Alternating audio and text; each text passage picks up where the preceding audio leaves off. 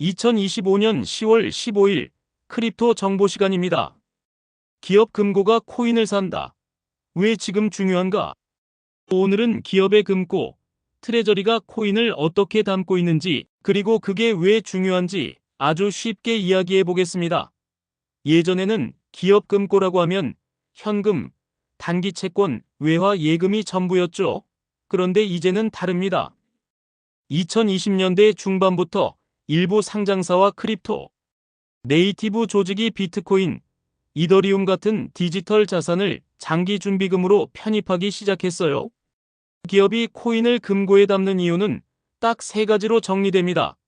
첫째, 가치 저장입니다. 쉽게 말해 디지털 금 같은 역할이죠. 둘째, 거시경제 위험에 대비한 완충장치, 즉 해지입니다. 셋째, 브랜드와 투자자 관계를 위한 신호입니다.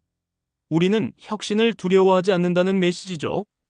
이 흐름을 상징하는 회사가 바로 예전 마이크로 스트래티지, 현재 이름은 스트래터지 주식회사입니다. 이 회사는 2025년 8월에 회사 이름을 바꿨고 10월 12일 기준으로 비트코인 64만 250개를 보유했다고 발표했습니다. 이제 실제 숫자와 공시를 기준으로 코인별 트레저리 지형도를 차근차근 살펴보겠습니다. 트레저리의 정의입니다. 기업, ETF, 고객자산 트레저리입니다. 먼저 트레저리를 정확히 정의해 볼게요. 기업 트레저리는 회사나 재단 혹은 다오 같은 조직이 자기 돈으로 보유한 자산을 말합니다. 이건 재무제표, 공시, 보도자료로 확인할 수 있어요. 예를 들어 스트래터지 주식회사는 주 단위로 비트코인 매입 사실을 공시합니다. 반면에 ETF, 즉 상장지수 펀드가 들고 있는 코인은 펀드 투자자들의 자산이에요. 예를 들어 블랙록의 현물 비트코인 ETF는 펀드 안의 고객 자산으로 비트코인을 보유합니다. 발행사 자기 금고가 아닙니다. 숫자를 볼 때 이 둘은 반드시 분리해서 해석해야 합니다. 또 하나, 거래소가 보유한 고객 자산과 거래소, 자기 자산도 엄격히 구분됩니다. 코인베이스 같은 곳은 분기보고서에서 이 부분을 계속 강조합니다. 오늘 설명은 가능하면 기업의 자기 트레저리를 중심으로 진행하겠습니다. 비트코인 트레저리 지도입니다. 대표 기업과 전체 규모입니다. 먼저 비트코인입니다. 대표 주자는 당연히 스트래터지 주식회사죠. 2025년 10월 12일 기준으로 비트코인 64만 250개를 들고 있다고 회사가 알렸습니다. 이 회사는 주식 발행으로 자금을 조달해서 꾸준히 비트코인을 규칙적으로 사들이고 있어요. 이 밖에도 마라 홀딩스, 라이어 플랫폼스, 클린스파크, 블리쉬, 메타플래닛 같은 상장사가 비트코인을 금고 자산으로 들고 있습니다.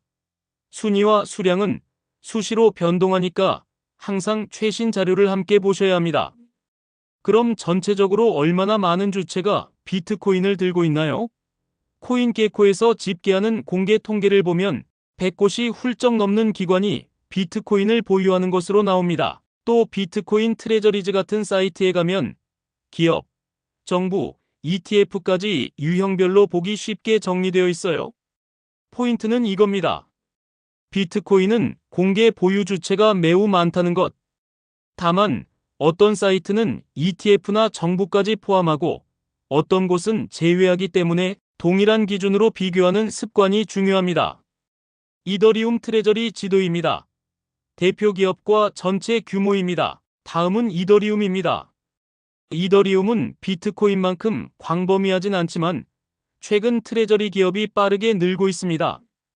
예를 들어 샤프링크 게이밍이라는 미국 상장사는 2025년 8월 중순 기준으로 이더리움 74만 760개를 들고 있고 스테이킹으로 보상도 받고 있다고 공시했습니다. 또 비트마인 이머전이라는 회사도 대규모 이더리움 보유 확대를 알리며 상장사 가운데 가장 큰 이더리움 트레저리라고 자신 있게 이야기했죠. 예전 사례로는 홍콩의 메이투가 2021년에 비트코인과 이더리움을 함께 사들여 주목받았습니다. 전체 숫자는요. 코인게코의 공개 집계를 보면 이더리움을 트레저리로 들고 있는 기관은 아직 두 자릿수입니다. 즉 비트코인에 비해서는 규모가 작지만 증가 속도는 빠르다고 이해하시면 됩니다. 코인데스크 같은 미디어는 이더리움 트레저리의 확대, 움직임, 자금 조달, 스테이킹 전략을 꾸준히 다루고 있으니 관심 있으시면 정기적으로 체크하면 좋아요. 솔라나 트레저리 지도입니다. 재단과 전략사의 딜 구조입니다. 이번엔 솔라나입니다. 솔라나는 비트코인이나 이더리움처럼 상장사가 대거 담는 형태보다는 솔라나 재단과 전략적 투자사의 딜 구조가 특징적입니다. 최근 보도를 보면 솔라나 재단이 여러 차례 할인 매각, 즉 블록 딜을 통해 생태계 파트너와 전략사에게 솔라나 토큰을 넘기면서 재단 트레저리를 빠르게 키워왔다고 합니다. 예를 들어 솔메이트라는 전략사는 재단으로부터 약 15% 할인된 가격에 $5천만 규모의 솔라나를 샀다는 뉴스가 이어졌고, 아크인베스트가 솔메이트의 지분 약 11.5%를 가졌다는 보도도 붙었습니다. 요약하자면 솔라나는 상장사 금고, 편입보다는 재단, 전략사, 밸리데이터 운영사로 이어지는 온체인 트레저리 생태계가 두드러집니다. 최신 흐름을 따라가려면 더블록 같은 전문 매체의 기사 스트림과 통계를 함께 보시면 도움이 됩니다. 다른 코인들의 트레저리입니다. 왜 숫자가 적게 보일까? 그렇다면 에이다, 아발란체, 리플, 톤 같은 다른 코인들은 어떨까요? 현실적으로 공개된 기업 트레저리 집계는 아직 희소합니다. 이유가 있어요. 첫째, 상장사의 회계 처리 기준과 공시 방식이 코인마다, 국가마다 다릅니다. 둘째, 프로젝트 재단 보고서나 거버넌스 포럼에서 공개하는 정보의 깊이와 주기가 제각각이에요. 셋째, 온체인 주소를 공개하지 않거나 일부만 공개하는 경우도 있죠. 그래서 지금은 비트코인, 이더리움처럼 커버리지가 넓은 자산부터 체계적인 집계가 이뤄지고 다른 코인들은 재단 중심 혹은 개별 사례 중심으로 불연속적으로 파편화되어 있습니다. 정리하면 코인마다 공개 데이터의 양과 투명성이 다르다. 이 차이가 숫자에 바로 반영됩니다. 실전 검증법입니다. 공시, 온체인 3단계 체크입니다. 이제 투자자 입장에서 진짜 트레저리 보유를 확인하는 간단한 3단계 루틴을 드릴게요. 첫 번째, 규제 공시입니다. 미국 기업이라면 SEC 공시, 우리나라면 금융감독원 전자공시처럼 공식 문서를 먼저 보세요. 여기엔 일자, 수량, 평균 매입가, 자금 조달 방식이 적혀 있어요. 스트래터지 주식회사나 샤프링크는 8K 같은 문서로 이런 내용을 반복해서 올립니다. 두 번째, 회사 보도자료와 IR 페이지입니다. 여기서 주간 혹은 월간 업데이트가 실제로 이루어지는지를 보세요. 공시만 있고 보도자료가 없거나 보도자료만 있고 공시가 없다면 둘을 서로 대조해 보셔야 합니다. 세 번째, 온체인 정보와 스드파티 트래커입니다. 가능하면 지갑 주소, 멀티시그 여부, 락업 조건, 베스팅 일정을 확인하고 코인게코의 트레저리 페이지, 비트코인 트레저리즈, 더블록 같은 외부 데이터베이스에서 동일 수치로 잡히는지 비교해보세요. 가장 중요한 주의점은 이겁니다. ETF나 펀드 보유는 고객 자산이니까 기업 자기 금고와 혼동하면 안 된다는 것. 숫자를 볼 때 꼭 분리해서 보셔야 정확합니다. 리스크입니다. 가격, 유동성, 락업, 회계, 커스터디입니다. 트레저리에도 리스크는 분명히 존재합니다. 첫째, 가격과 유동성 리스크입니다. 큰 규모의 매입이나 매도, 공시는 주가와 코인 가격을 직접 흔들 수 있어요. 둘째, 락업과 딜 구조 리스크입니다. 특히 솔라나처럼 할인 블록 딜이 많은 경우 락업 해제 시점에 매도 압력이 생길 수 있습니다. 셋째, 회계와 세무입니다. 공정가치 평가, 손상 처리, 스테이킹 보상 인식 방식, 국별 과세 규정이 계속 바뀌고 있습니다. 기업은 회계 기준과 세무 가이드라인을 철저히 따라야 하죠. 넷째, 커스터디와 거버넌스입니다. 멀티시그, 키 보관, 권한 분리, 외부 감사. 이게 허술하면 운영 리스크가 커집니다. 대형 해킹, 내부 통제 실패는 한 번에 치명상을 입힐 수 있으니까요. 마지막으로 규제 변화입니다. 스테이킹의 법적 성격, 증권성 판단, 공시 요건은 국가별로 다르고 수시로 바뀝니다. 그래서 트레저리는 정책 리스크도 함께 관리해야 합니다. 사례입니다. 스트래터지, 샤프링크, 솔라나 재단입니다. 이제 대표 사례 3가지를 짧고 명확하게 정리합니다. 첫 번째, 스트래터지 주식회사입니다. 이 회사는 자신들을 세계 최초의 비트코인 트레저리 기업이라고 부릅니다. 전략은 간단합니다. 지속적 매수, 그리고 정례화된 자금 조달. 2025년 10월 12일 기준으로 비트코인 64만 250개. 공시는 정기적으로, 보도자료는 주 단위로, 외부 트래커에서도 동일 수치가 확인됩니다. 투명성과 일관성이 핵심이에요. 두 번째, 샤프링크입니다. 이 회사는 이더리움 대규모 보유와 스테이킹을 내세웁니다.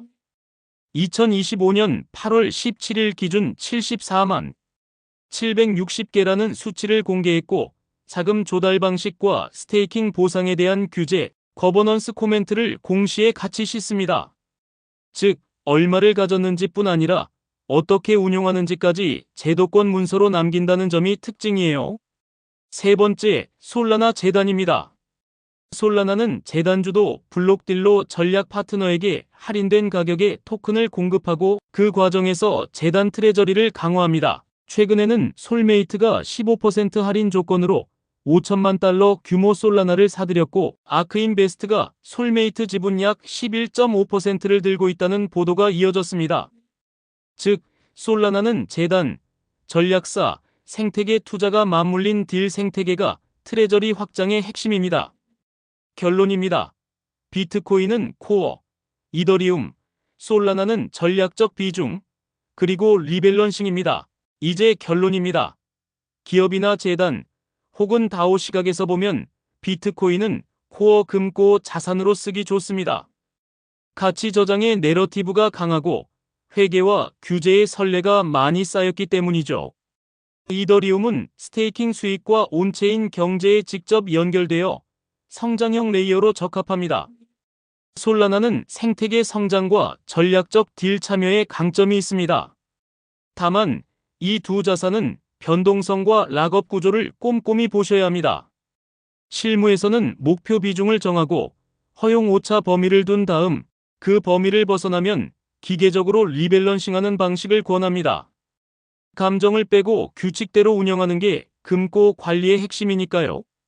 마지막 체크리스트를 다시 한번요. 공시, 회사 IR, 온체인 주소, 외부 트래커입니다. 이 4가지를 순서대로 대조해보세요. 그리고 꼭 기억하세요. ETF 보유는 고객자산, 기업 트레저리는 자기자산. 이 둘은 다릅니다. 끝으로 자주 돌던 말 하나를 정리하고 마칠게요. 코인별로 수십 개의 트레저리 기업이 있다는 문구는 지금 기준으로 비트코인을 제외하면 사실과 다릅니다. 공개 집계로 보면 이더리움은 아직 2자릿수입니다. 솔라나는 재단과 전략사 중심으로 상장사 금고 편입 숫자가 제한적이에요. 항상 최신 공시와 원문 링크를 확인하시길 권합니다. 참고 자료입니다. 쉬운 활용법입니다. 자료를 직접 확인하고 싶다면 이렇게 하시면 됩니다. 스트래터지 주식회사의 보도자료와 미국 증권거래위원회 공시에서 비트코인 매입 공지와 회사 이름 변경 공시를 확인하세요. 비트코인 트레저리즈와 코인게코의 트레저리 페이지에서는 기업, 정부, ETF 보유량을 한눈에 볼 수 있습니다. 코인데스크는 이더리움 트레저리 흐름을, 더블록은 솔라나, 재단과 전략사 딜 구조를 심층적으로 다룹니다. 숫자는 늘 변하니 날짜를 꼭 확인하세요. 오늘 내용은 투자 권유가 아니라 정보 제공입니다. 여러분의 금고, 즉 여러분의 자산 배분 철학에 맞춰 데이터와 공시, 그리고 규칙으로 판단하시길 바랍니다. 다음 편에서는 RWA 스테이킹, 락업 캘린더까지 확장해서 기업 트레저리의 실전 운영 설계를 더 깊게 다뤄보겠습니다. 가격이 아니라 기본기로 투자하시길 바랍니다. 도움이 되셨다면 좋아요와 구독, 그리고 알림 설정 부탁드립니다. 기회는 분명하고 리스크도 분명합니다. 기준을 세우고 숫자로 확인하고 분할로 대응하십시오. 도움이 되셨다면 좋아요와 구독 부탁드립니다. 머니픽 코리아 굿뉴스 GNTV였습니다. 세상의 모든 투자자 여러분의 성투를 응원합니다. 감사합니다.